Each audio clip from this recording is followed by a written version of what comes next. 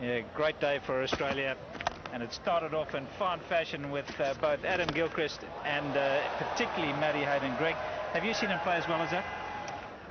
Oh, well, maybe in Joburg last year, but South Africa ended up getting them. But right from the word go, especially Matthew Hayden, I haven't seen Matthew play much better than that ever. He made 181 in New Zealand, not out, which was a tremendous knock as well. But that was Adam Gilchrist kept getting out. But a brilliant pitch. The bowlers struggled all day, and Ricky Ponting played beautifully, as did Michael Clarke. Yeah, they targeted Shaun Pollock. He went for 33 in his first three, and I think that was a deciding factor in this game. Plenty of sixes, over 100 sixes hit here during the Group A matches. A small ground, but you can't detract from the way that these two played. That was the first wicket. Herschel Gibbs has taken the catch at backward point, and Matty Hayden went on to get 100 of 66 deliveries. And Michael Clarke then came in, and that was a good partnership between Ponting and Clarke as well. Yeah, brilliant. Both of them ended up making brilliant 90s. Ponting really led from the front. There was half a chance. Hall couldn't quite make the ground to that particular chance. But they hit to their strengths. Ricky Ponting very strong down the ground.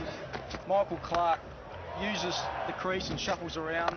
Hit a lot of balls over mid-off and through that area. And they just played to their strengths. It's very really intelligent batting. It's really hard, isn't it? When you're running up to bowl and you see a guy moving all over the crease. I mean, it just puts you off when you're there. And Michael Clarke used that to great effect.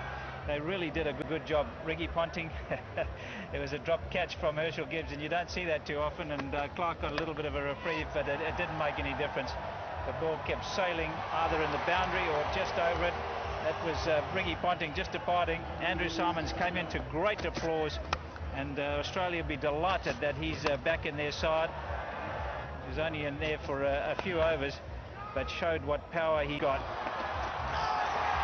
That was the run out of Michael Clarke. Bit of a mix-up with Andrew Symonds, and he was well out. 92 Michael Clarke made.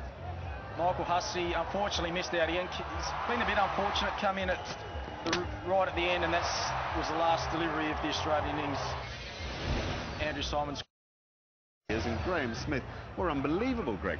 A.B. de Villiers, that was about the fourth ball of the innings, a six off Nathan Bracken, and Glenn McGrath came in for a bit of treatment as well. His first three deliveries went for four, but he was sensational, A.B. de Villiers, and it took a very good run out for him to be out. Sean Tate crashing into the hoardings. Luckily he wasn't injured, and there's skipper Graham Smith played an outstanding innings as well. Went down with cramp later on. This was the run out which virtually changed the game, that and the cramps of Smith, but a direct hit there from the boundary from Watson really changed the game. They're the sort of moments that the best teams pull off, aren't they, to win tight matches? Well, you're watching now the change of the whole game.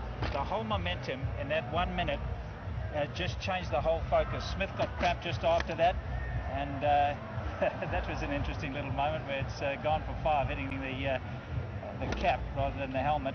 But Smith was going really well, and then this happened. I really felt for him. He's got cramps not just in his legs there, but apparently went up his back and down his arms as well. And he says he's never suffered anything quite as sort of violent as that before. He had a couple of cracks at it, but in the end, he was optionless but a go. So even having lost A.B. de Villiers, if Smith had kept the momentum going, you never know. That's right. I thought there was two, with the dismissal of A.B. de Villiers, but mainly the cramping of the skipper going off was very pivotal. Herschel Gibbs came down the track and hit a six and was out. Very next ball, the wrong one from Hogan, a sharp bit of work from Adam Gilchrist. Ashwell Prince didn't last long either. He held out to Matthew Hayden off Glenn McGrath, and then there was just a procession of wickets after that. I think Jacques Kallis, a little bit disappointing, and I think he would be disappointed. I think when Smith went off, I think Kallis would have to realise that he was the one who had to go at least to run a ball. It's not easy for him. I think if Smith had stayed in, it would have made it so much easier for Kallis to play himself in and give himself a bit of a platform. When you watch the run chase, do you sense him dimensional than he ought to be for the quality he's got?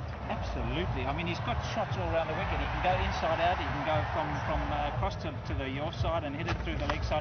But the only way he took on Hogg was the sweep shot. He didn't give himself very, very options against the spinner. And when you're playing the sweep shot, you know it's going to happen. You've got the protection back. You only get the one, and they needed boundaries. 294 all out they were in reply to that monumental score by the Australians. That was the last one. Mackay and Tini yorked by Nathan Bracken, and in the end Australia too good for